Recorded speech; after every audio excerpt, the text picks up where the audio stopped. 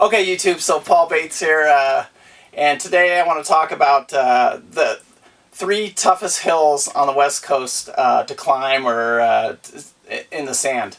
So we'll start out with a countdown from number 3, working our way back all the way over number 1. And number 3 actually surprised me, believe it or not, when you go over the stats and stuff like that.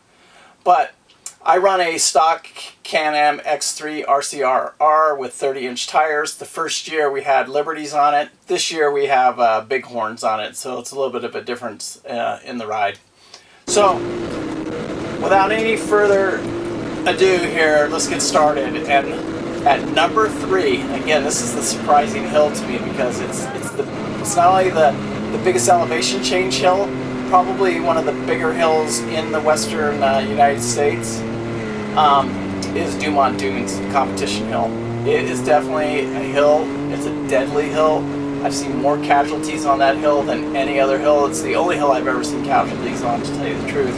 But it's a killer. If you're not careful on that one, it'll kill you. And it's just so long, and it's steep. It's steep in a couple of areas. But again, it's only number 3. Believe it or not, 3. It has a 274-foot elevation change from the front of the dune there to what I call the base of the dune to the top there. You know, it's about 700-800 feet.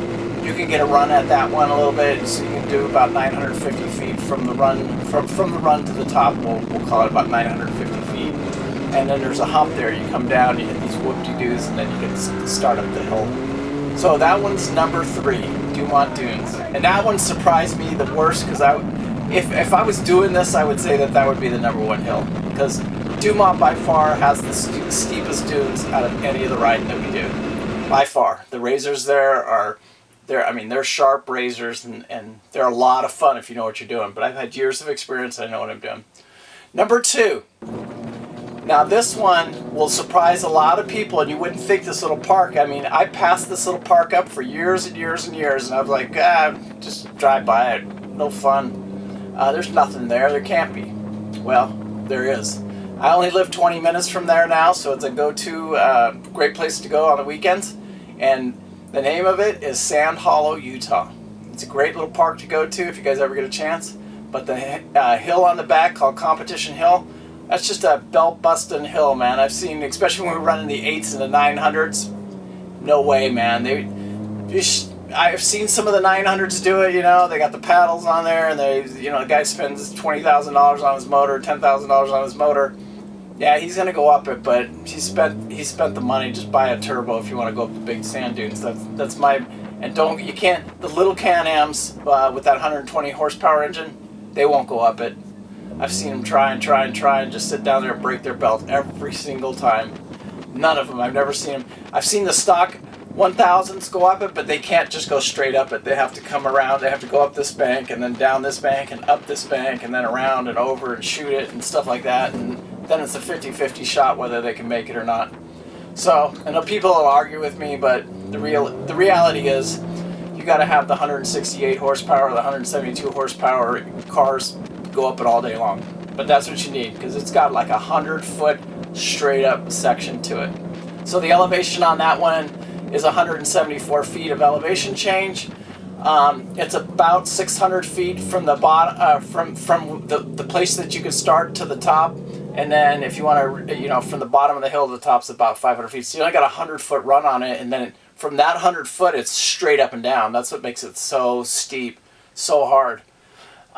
There's actually another one out at Sand Hollow too that's even steeper, but we'll talk about that another day. And it's not really a place that a lot of people know about. Now, number 1.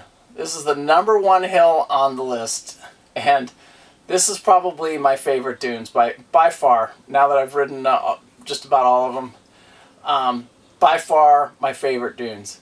Also, the first year I went to these dunes, I did not make it up the hill. I was running my stock Liberty tires, and the car wasn't having it. I tried it, and I may have stuck, if I could show you the video, but it's so bad that I'm not even going to show it to you. I just started YouTube, and it was just horrible. But my car made it probably about within 20 feet of the top there, and I turned around because that hill's so steep, I don't even want, unless I had a little momentum to turn around, I did not want to get caught sideways on that hill, because I've seen cars just roll down that hill, getting sideways on that hill. So, and I didn't want nothing to do with that. So I just called it quits, and I wasn't going to break my belt or anything like that. So then this year I went out and with the Bighorn tire, no problem at all. You know, obviously it's not, you know, there's nothing done to my car, so I mean it struggled, but it was definitely went up it, and I didn't feel like I was struggling or anything like that.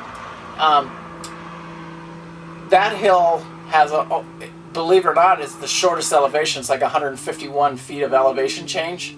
The hill itself's like 700 feet long, and then you can get about 150, 200 foot run on it, so you can get like 750 feet from the back all the way to the top of the hill. So it's definitely the hardest hill. I think the guys, any guys that's ever climbed it and done all the hills that I've done, they would agree with me. They'd have to. Even I remember out there, the guy, he goes, they go to Glamis all the time. This was our last trip out here. They go to Glamis all the time. They had the big, 1,000 horsepower cars. His car was 1,000 horsepower, and his wife's car was a 600 horsepower. And he said he got out to Choke Cherry, and he was going up, and his wife says, "Hey, something's wrong with my car, man. It's just dogging going up this hill." And he goes, because the hill was steep, they're used to just chugging around in third gear, doing 70, 80 miles an hour out of Glamis, which you can all day long.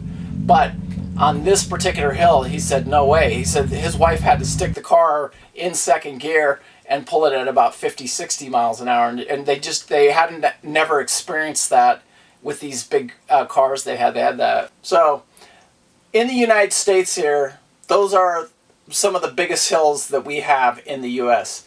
Unless you're going to go to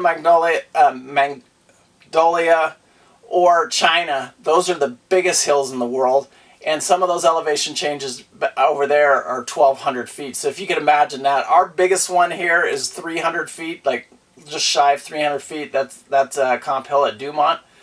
And can you imagine 1,200 feet? I mean, there's no way, man. You'd have to have some serious freaking horsepower to keep those cars going up that type of a hill. I just can't even imagine it. Anyway, peace out. Let's hear your comments down below. I want to hear your favorite hill and why you like it. And then any other hills that you guys think that we need to try, let us know, man. We'll get out there and we'll try them. Anyway, Paul Bates, peace out. Good luck. And be safe out there. Drive safely. All right. Peace out.